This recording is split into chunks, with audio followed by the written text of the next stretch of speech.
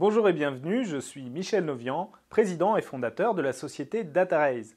DataRaise est une entreprise de services du numérique, communément appelée une ESN. Dans cette vidéo, je vais vous présenter un outil de management qui est, selon nous, le meilleur outil de management des consultants qui existent et que nous avons choisi de mettre en place chez DataRaise. Je vous expliquerai également les avantages qu'il peut apporter à une ESN, mais aussi aux consultants qui y travaillent.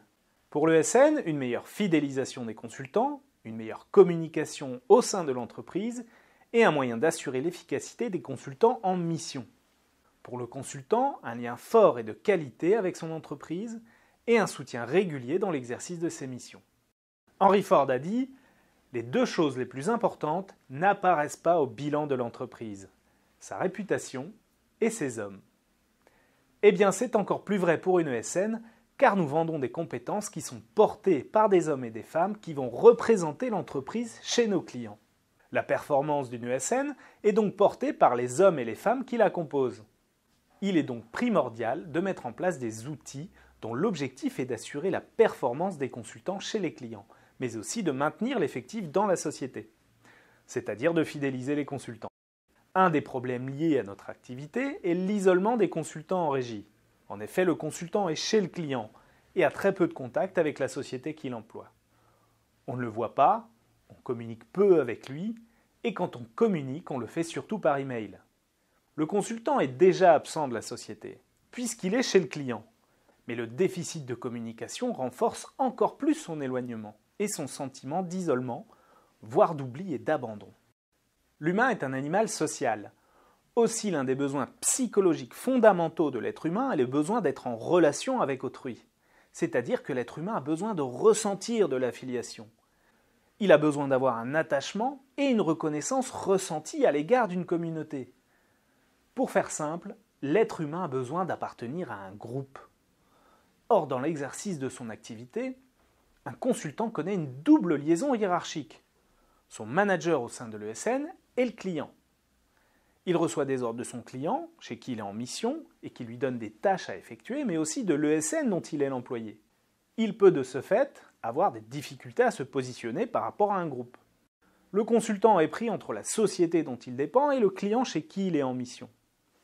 Sachant cela, plusieurs situations sont possibles.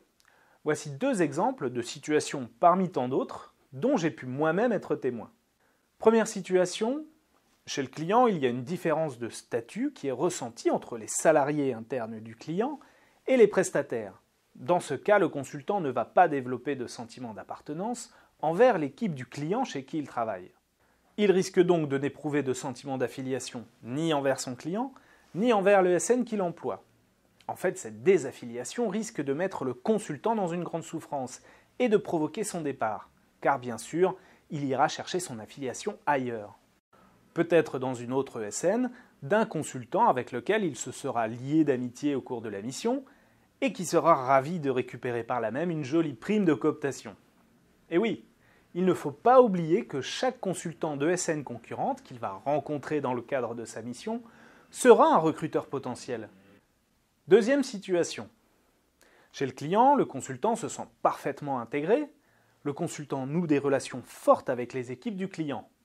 Le sentiment d'affiliation est très fort avec le client, mais inexistant avec la société dont il dépend. Au moment de la fin de la mission, si la mission a été longue, le consultant va subir un traumatisme presque équivalent à un licenciement. Le consultant va ensuite se retrouver en interprojet face à l'ESN dont il dépend, mais avec laquelle il n'a développé aucun sentiment d'affiliation. Il peut à ce moment-là entrer en conflit avec sa société et le risque de départ est grand. Ce sont des exemples de situations parmi tant d'autres et qui ont des conséquences néfastes pour le consultant et pour l'ESN qui l'emploie. Les conséquences pour une ESN sont terribles, car cela impacte directement le turnover qui est un problème récurrent dans les ESN. D'ailleurs, avec 15% de turnover en moyenne, les ESN ont le turnover le plus important du marché du travail en France. C'est une perte considérable de compétences et de savoir-faire pour l'entreprise. Le turnover peut aussi engendrer des problèmes de suivi de projet. Si le consultant était en mission, le client peut y voir un risque, car lui aussi perd une ressource. Il va devoir en trouver une autre et la faire monter en compétences. D'autre part, il est possible que le client en profite pour relancer un appel d'offres aux concurrents, ce qui engendre un risque élevé de perdre la position. Nous considérons qu'une des causes principales de cette situation est une insuffisance de management. C'est donc du management que viendra la solution à ces problèmes, ou en tout cas à bon nombre de ces problèmes. L'objectif est de mettre en place un management qui permettra de créer une relation réelle, forte et de qualité avec le consultant. Cette relation devra permettre de réguler la communication avec le consultant, de rompre son sentiment d'isolement et de créer un sentiment d'affiliation avec l'entreprise dont il dépend. Pour arriver à ce résultat, nous avons choisi d'utiliser un outil de management qui s'appelle le 1 à 1 ou one-on-one en anglais. Le 1 à 1 est un outil de management qui nous vient des États-Unis. Et c'est selon nous le meilleur outil de management qui existe. Le 1 à 1 est un outil de management qui a été créé par Mark Horstman et Mike Ozen au début des années 2000. Mark Horstman et Mike Ozen sont diplômés de West Point. Après leur carrière militaire et des postes de manager dans des grandes sociétés américaines, ils transmettent leurs outils de management via des podcasts postés sur leur site Manager Tools. Grâce à leurs podcasts, ils ont gagné bon nombre de prix prestigieux et totalisent en moyenne plus de 400 000 téléchargements par semaine et une communauté de près de 70 000 membres. Personnellement, j'ai connu les 1 à 1 par le site Les Outils du Manager, qui est la version française de Manager Tools, réalisée par Cédric Watine. Dans un instant, je vais vous expliquer en quoi consiste cet outil de management et comment le mettre en place dans une ESN. Néanmoins, si le sujet vous intéresse et que vous souhaitez approfondir la question, je vous conseille vivement de vous rendre sur l'un de ces deux sites et d'écouter les podcasts. Le 1 à 1 est un outil de management simple et efficace, basé sur la communication. Voici la liste des principes fondamentaux du 1 à 1 et je reviendrai en détail sur chaque point. Le 1 à 1 suppose un entretien face à face dans l'idéal, mais il peut se faire par téléphone. L'entretien a lieu chaque semaine. La durée de l'entretien est de 1 demi-heure. L'entretien se fait avec chaque consultant. Le 1 à 1 est structuré en 3 parties. Et enfin, pendant le 1 à 1, le manager prend des notes. Dans l'idéal, les 1 à 1 se font face à face car la communication non verbale est très importante pour avoir des informations supplémentaires, par exemple sur l'état d'esprit et le moral du consultant. Le 1 à 1 doit avoir lieu dans un endroit isolé, car c'est un entretien personnel qui ne doit pas être interrompu. Ce n'est pas un entretien secret, mais il doit être suffisamment discret pour libérer la parole. Dans notre cas, les consultants sont, pour la plupart du temps, en mission chez les clients. On utilisera donc le téléphone. Alors ce n'est pas l'idéal, mais c'est mieux que rien. Le consultant et le manager devront être chacun dans un endroit isolé afin de pouvoir parler librement, sans être interrompus. La fréquence hebdomadaire doit être absolument respectée. L'objectif est de bâtir une relation réelle, forte et de qualité avec le consultant. On ne peut pas créer ce type de relation avec un consultant quand on le voit une fois par an lors de l'entretien annuel, et même en le voyant une fois par mois. Pour créer une relation forte et de qualité, il faut se parler régulièrement et de tout. On peut parler du travail, mais on peut également parler de choses personnelles.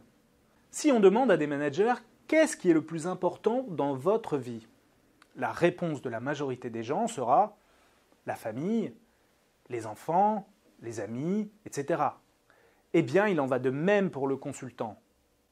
Alors, il y en a qui vont me parler d'hypocrisie, mais l'objectif est de bâtir une relation, donc de connaître le consultant. Les choses personnelles doivent intéresser le manager, car si le consultant en parle, c'est que c'est important pour lui. Et c'est comme cela que l'on construit la relation. Le manager doit donc s'intéresser vraiment à lui, pour le connaître et le comprendre. Alors soyons honnêtes, l'objectif n'est pas de devenir amis. Nous sommes dans un contexte professionnel. Si cela arrive, tant mieux. Mais l'objectif est bien de renforcer les liens du consultant avec son manager et donc avec sa société. D'améliorer la communication avec lui afin de comprendre ses problèmes, ses difficultés s'il en a et lui apporter des solutions.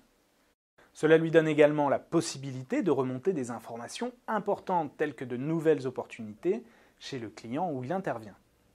L'objectif final est bien d'améliorer la performance du consultant et donc de l'entreprise. Certains managers affirment que chaque collaborateur doit être managé de la même manière. C'est une grave erreur. Chaque personne doit être managée de manière différente, car chaque personne est différente. La communication doit être adaptée à chaque personne pour qu'elle soit efficace. Et cette adaptation ne peut se faire que si on connaît bien chaque consultant. Par contre, chaque consultant doit bénéficier du même niveau de management. C'est pour cela qu'il faut structurer son management.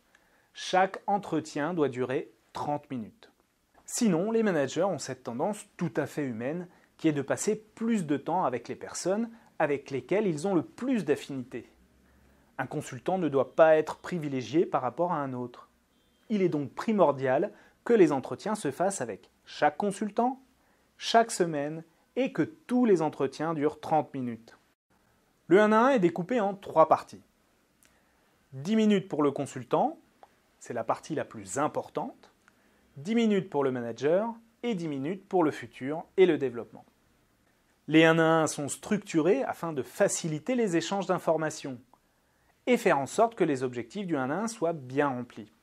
Mais surtout, cette structure sert à obliger le manager à respecter la parole du consultant et donc à se taire, à le laisser parler et à l'écouter. La première partie est prioritaire sur la deuxième, qui est prioritaire sur la troisième. Le collaborateur a la priorité, c'est donc par lui que l'on commence. S'il dépasse, tant pis, on gardera juste un peu de temps pour communiquer les informations essentielles. Il faut absolument laisser parler le collaborateur. C'est son 1 à 1 et pas celui du manager. C'est donc lui qui va choisir librement de quoi il a envie de parler. Dans la deuxième partie, le manager va faire passer tous les messages qu'il veut faire passer au collaborateur et répondre à ses questions. C'est à ce moment-là que le manager tient son rôle de communicant. Il peut expliquer par exemple pourquoi certaines décisions ont été prises. Le manager peut ne pas répondre à des questions ou répondre la semaine suivante. Et il n'est pas obligé de réagir à tout ce que dit le consultant. Il note les questions et peut répondre au 1 à 1 suivant. Dans la troisième partie, on va discuter de l'avenir, c'est-à-dire de l'évolution du consultant, de l'orientation qu'il souhaite faire prendre à sa carrière, des compétences à acquérir pour y arriver, des prochaines missions, etc., etc. Cette partie n'est pas obligatoire. Il est possible que les 2 premières parties prennent tout le temps du 1 à 1, ce qui est normal, car l'avenir du consultant n'est pas un sujet qui nécessite d'en parler toutes les semaines. Quelques mots sur le rôle du manager et de ses responsabilités. La première responsabilité du manager est d'obtenir des résultats. Dans le cas d'un consultant en régie, le manager doit s'assurer que le consultant réussisse sa mission chez le client, c'est-à-dire qu'il puisse exécuter toutes les tâches du périmètre de la mission pour laquelle il a été choisi. Mais le manager doit également s'assurer que le consultant ait un comportement adéquat chez le client, c'est-à-dire un comportement exemplaire, irréprochable, professionnel. L'autre responsabilité du manager est le maintien des effectifs. Il doit contribuer à instaurer une bonne ambiance au sein de l'ESN, établir une relation forte et de qualité avec les consultants, leur donner des perspectives et, le plus important, les fidéliser. Casser l'isolement du consultant en mission chez un client, renforcer la communication avec lui, renforcer le lien entre le consultant et sa société et renforcer son sentiment d'appartenance. Le consultant doit sentir qu'il fait partie intégrante de l'entreprise, qu'il y a des liens, des perspectives d'évolution et un vrai soutien de l'entreprise dans l'exercice de ses missions. Le 1 à 1 répond donc à un objectif de performance du consultant, mais aussi de l'entreprise. Le 1 à 1 va aider l'entreprise à proposer les meilleurs services à ses clients, mais aussi à fidéliser les consultants et donc diminuer le turnover.